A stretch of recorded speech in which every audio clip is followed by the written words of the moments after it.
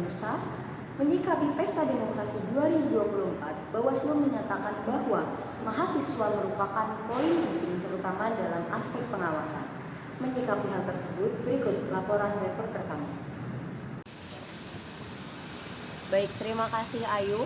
Di sini saya sedang bersama narasumber kita, yakni Mas Bagus Hadikusumo selaku Presiden BEM tahun 2023 serta Menteri Politik Pergerakan BEM Unsut tahun 2022. Baik Mas Bagus, apa kabar? Alhamdulillah sehat. Baik, kita langsung saja ke pertanyaannya ya. Boleh.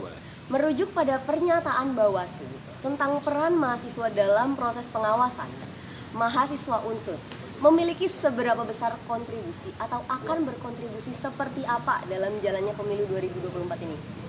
Ya, aku coba jawab ya. Kalau untuk konteksnya adalah mahasiswa Unsut sangat berpengaruh ya. Kenapa? Karena dari survei pun 60% itu adalah milenial dan Gen Y dan Gen Z tuh. Berarti salah satu persentasenya adalah mahasiswa nih, mahasiswa Unsut, mahasiswa kampus-kampus lain dimanapun se-Indonesia gitu. Nah, berarti peran serta mahasiswa Unsut itu pasti sangat penting. Mau di daerah Banyumas, mau di Provinsi Jawa Tengah, bahkan di Indonesia, DPR RI maupun Presiden. Jadi memang peran serta mahasiswa penting, dan apalagi nggak cuma berbicara tentang pemilihannya ya, tapi berbicara juga tentang gimana mahasiswa bisa mengkritisi, bisa menyampaikan masalah-masalah di tataran masyarakat bawah untuk bisa terdengar ke calon presiden, calon legislatif, calon bupati, calon gubernur, dan lain sebagainya. Oke, baik.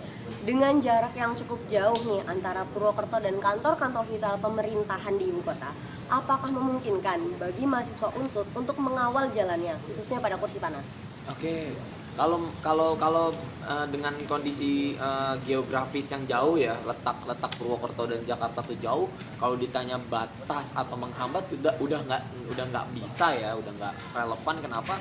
Ya zaman sekarang udah ramainya di Twitter, ramai di Instagram, ramai di YouTube, TikTok dan lain sebagainya. Nah, urusan masalah jarak, urusan masalah kantor pusat dan kita di daerah itu udah nggak bisa lagi, udah nggak ada pembatasan atau gap lagi. Jadi kita bisa menyampaikan semuanya lewat sosial media kita bisa langsung ngechat Bawaslu dengan call centernya gitu, kita bisa langsung beraudiensi ke kantor-kantor cabangnya pun gitu. Nah, kalau ngomongin berbicara kursi panas sangat-sangat bisa ya, apalagi posisinya kita mahasiswa, di mana kita jadi kunci sentral untuk bisa menyampaikan permasalahan di kelas bawah, kita penyambung lidahnya juga, dan kita juga punya kemampuan informasi dan intelektual yang bisa ngasah atau memoles aspirasi-aspirasi masyarakat, bisa juga menguliti, membedah visi misi dari masing-masing capres, masing-masing caleg maupun caleg provinsi maupun caleg negara Indonesia, Republik Indonesia. Oke, baik. Berbicara tentang birokrasi ini, sejauh ini apakah terdapat bayang-bayang sanksi akademik dalam upaya penyuaraan kritik? Nggak ada sih, belum ada. Alhamdulillah sejauh ini kampus masih tetap berdemokrasi dengan baik ya. Tidak ada sama sekali sanksi-sanksi akademik, tidak pernah ada ancaman-ancaman atau intimidasi dari kampus. Oke, baik. Unsut sangat support ya. Baik, kembali kita geser ke agenda pemilu di tahun 2024. Seluruh sivitas akademika Unsut itu merupakan pemilih aktif. Menyoroti mahasiswa nih, sebagai pemilih pemula, sejauh ini seberapakah literasi politik dikuasai? Terutama pada value pesertanya. Terlebih lagi kan saat ini tuh era materialistis banget. Jadi bagaimana?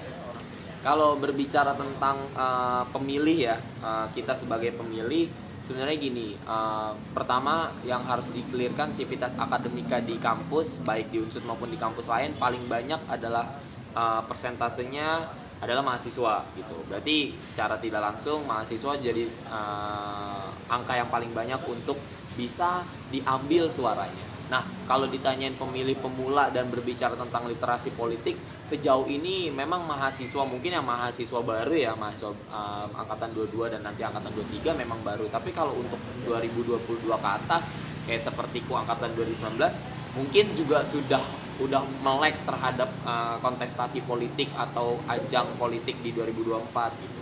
Terus juga kalau berbicara tentang sekarang, memang kalau ditanya literasi politiknya sudah signifikan atau belum, aku rasa belum. Kenapa? Karena ada survei yang menyebutkan bahwa 40% dari 60% pemilih milenial itu males dan mau golput, punya kemungkinan golput. Kenapa? Karena bukan karena apatis terhadap kontestasi politik, tapi terkait hal frustrasi terhadap politik gitu. Mahasiswa tuh males, jadi kayak kita milih si A, milih si B, hasilnya sama aja. Korupsi tetap berjalan, KKN tetap berjalan, maksudnya korupsi, kolusi, nepotisme tetap berjalan.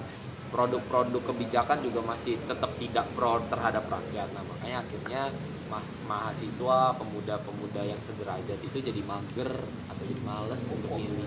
Oh, baik, sangat menarik yang terakhir ini. Tapi saya rasa cukup demikian pertanyaan dari saya. Terima kasih banyak atas waktu dan kesempatannya. Sama-sama. Baik, demikian dari saya Ilma Nitmilo, kembali ke studio. Baik, terima kasih atas laporannya. Demikian berita hari ini. Terima kasih dan sampai jumpa.